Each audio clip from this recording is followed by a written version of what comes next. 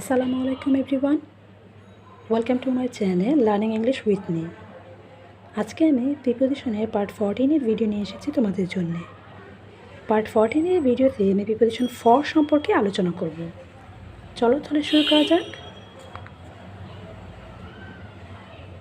কোনো কিছু পাওয়ার উদ্দেশ্যে প্রিপোজিশন ফর বসে, যেমন he came to me for advice. কোনো কিছুর বিনিময়ে বোঝাতে প্রিপোজিশন ফর বসে, যেমন copies are available for $2 each. যা প্রত্যাশা করা যায় না কারো কাছ থেকে বয়স কিংবা সুযোগের তুলনায় বোঝাতে প্রিপোজিশন ফর বসে, যেমন he is tall for his age.